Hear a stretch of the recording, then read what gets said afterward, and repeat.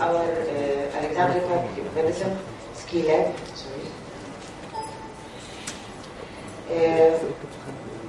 We have here 10 basic ski labs and 1 advanced ski lab. They are used for training of undergraduate students on basic medical skills and for postgraduate students on advanced medical skills.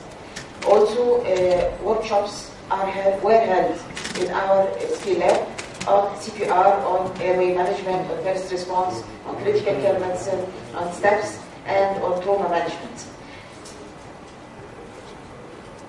These are some of the models and medicals we are using for training in our ski lab. These are used for intravenous injection, and these for intramuscular injection, these for blood pressure measurements, and these for airway management, foreign body aspiration, choking, other cardiopulmonary resuscitation, child cardiopulmonary resuscitation, blue baby for resuscitation and for airway management, and umbilical sterilization, and these for lumbar puncture in neonates and in adults, and this is fundus examination models. For advanced medical skills, we have advanced ski lab. We have 2 Harvey for chest and heart auscultation, Megacode Kitty for airway management, auscultation of heart and chest, and intravenous injection, tracheostomy, caring, and how to do, can learn on it cricothyrotomy and tracheostomy. And now we will start with what we will do for training in this workshop.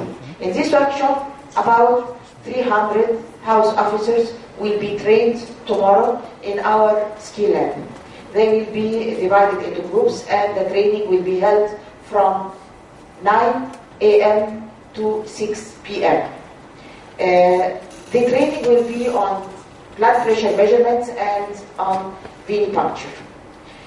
We will use the model for blood pressure measurements, and as you know, the bell of the stethoscope, this is the handout, which was, I think, with all of you.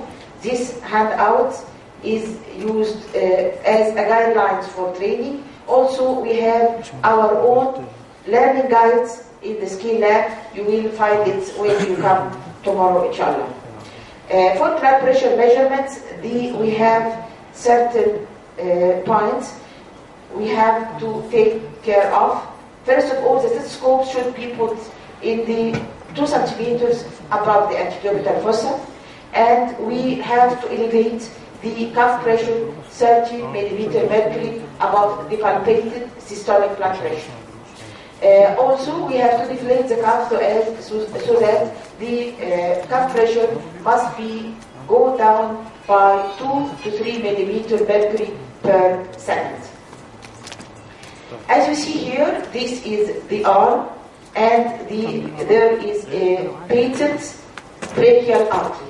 When we put the cuff and we elevate, if, for example, the blood pressure is 120 systolic, 70 diastolic, we have to elevate the cuff pressure 30 millimeter mercury above the palpated blood pressure, and at this time no sounds will be heard, no audible sounds. Then we start. Why there is no audible sound? Because as you see, sorry.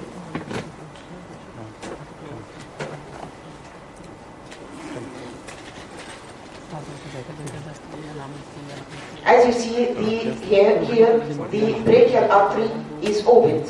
Here, when we elevate the blood pressure, the brachial artery is closed, no audible sound. Then we start to deflate the cuff. When we deflate the cuff, the artery starts to open gradually, and then we hear for the flow of the blood in the artery leads to audible sounds.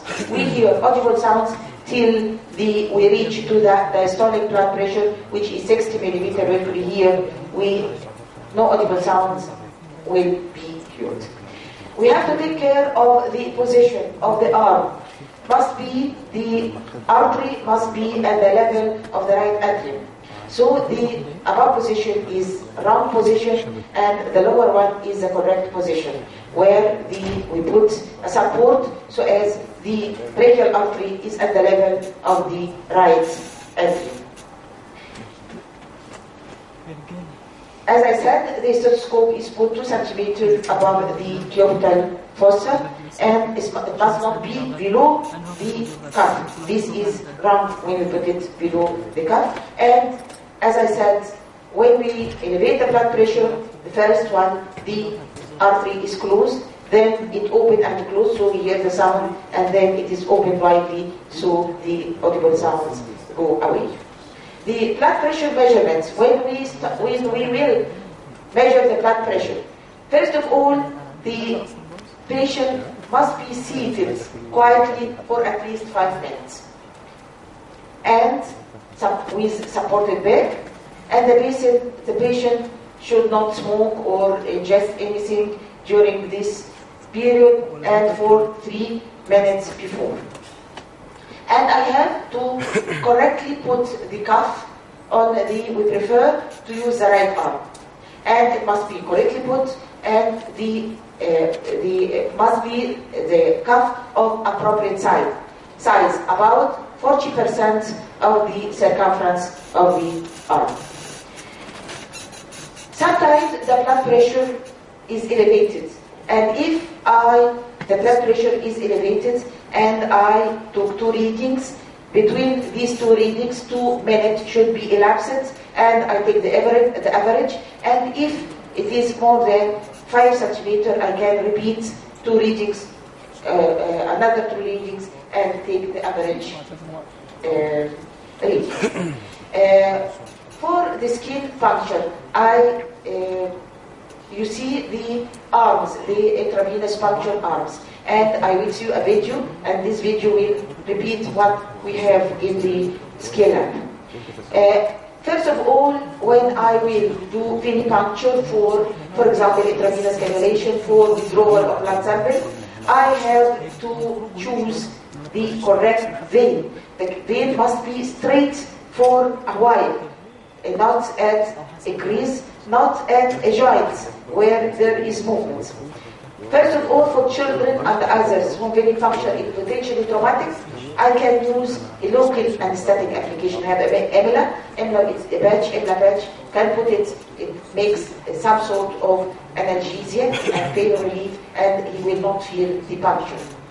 So we have to use local analgesic, and it is recommended, if there is dirt or anything, I have to use alcohol swab for sterilization, and let it 30 seconds to dry, and then I wear gloves. It is for my own protection. I can wash my hands with so much water and put on gloves, and I have to choose then the vein. When I choose a vein, I can choose the cephalic vein, the basilic vein, or the median vein in between them, in the region of the antecubital fossa, and in the region of the forearm we prefer to use the cephalic vein. I have to choose the vein, I have to inspect it, and I have to use a tourniquet. When I apply a tourniquet above the side of the vein, it leads to a better appearance of the vein, which will be engorged and with blood, and it will be easy for me to do venipuncture. Also, I can apply warm cloths or something. I can warm the side so the vein will be more apparent. Sometimes we ask the patient to do like this so as to let the vein more apparent. Sometimes we do gentle tapping on the side of the vein so it will be more apparent. When I choose the vein, I have to start performing venipuncture. But some precautions I have to know that don't release the tourniquet except after you throw the sample Number two, if there is cyanosis of the limb, you have to immediately release the tourniquet. It is too tight, so you have to release it immediately. I use the cannula or the needle to puncture the vein with the bevel facing upward so as to go with the sharp end inside the vein in an angle of about 30 degrees. Sometimes some persons say 15 degrees, but 15 degrees is for the intradermal injection. It's better to be at 30 degrees. And when I see the flashback, I'm sure I am in the vein and I can withdraw the sample. Now I will see you the video showing our skill lab.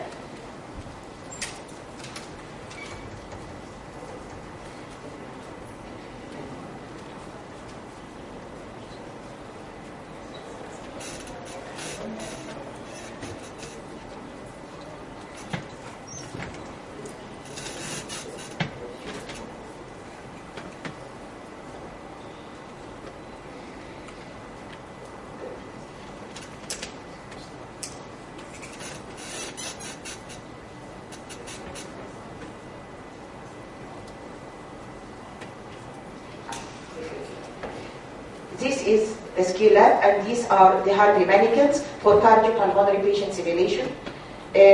One stethoscope is put on the area which we want at least 20, which we want the students to hear by infrared emitter. They use these stethoscopes, they put them in their ear and turn them on, and this infrared emitter will transmit what the instructor wants them to hear. Okay? This is the infrared emitter. There is 20 outlets with 20 stethoscopes transmitting the sound. And this chart is what the areas and the number. We decide which number, and we can hear the auscultation of the heart or chest. If I want a murmur or a wheeze or whatever I want to, as an instructor want the students to know.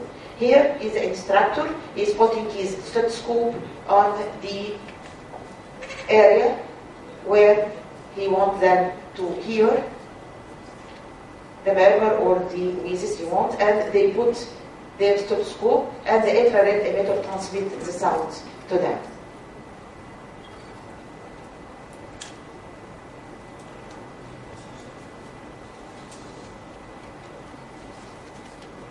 Okay, the different areas. And we have 20 stethoscopes can be used by 20 students. This is a megacode kiddy, and the megacode kiddy attached to a monitor. Here it is attached to a monitor, displaying the ECG and the blood pressure, and we can even do defibrillation shock on this mannequin. It is prepared for advanced management of the cardiopulmonary of cardiac arrest, for cardiopulmonary resuscitation, for airway management, for tracheostomy, for blood pressure, for injections.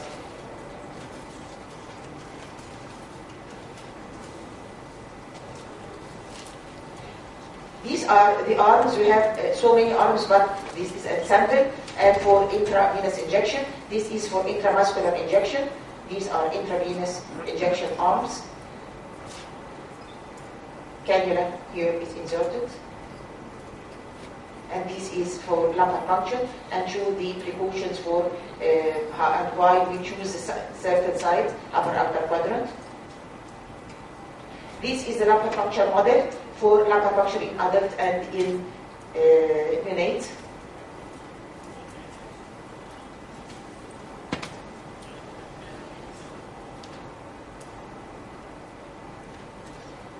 And here the instructor is doing lumbar puncture.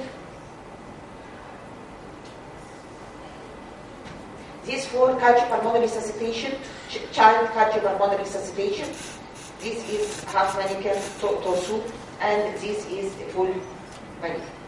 Child surgical model resuscitation model, and beside it is an arm for intravenous injection, child intravenous injection.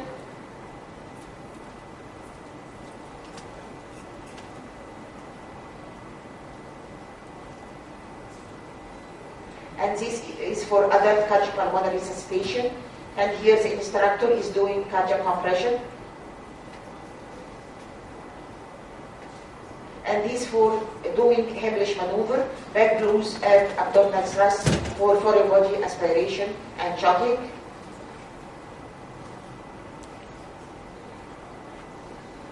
And this for airway management and above ventilation and insertion of airway, and we can do endotracheal intubation or pharyngeal airways here in place, and endotracheal intubation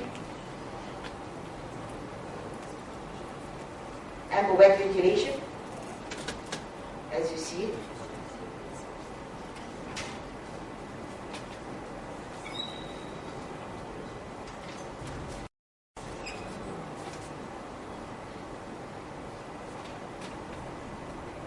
These for surgical breast masses for examination, lipoma and special cyst and ingrowing nail, for training for patients in while they are training on the surgery department.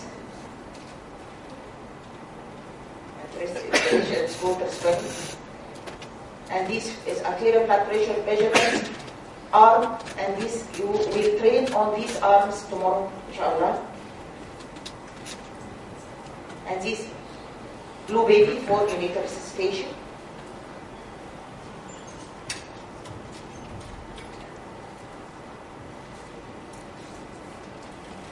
And these for fundus examination models.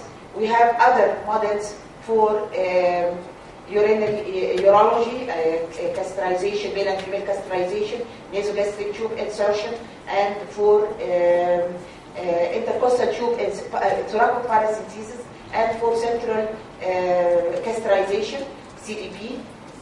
These are some examples of what we have, and we have a lot, and we will come you tomorrow, inshallah, in our ski lab.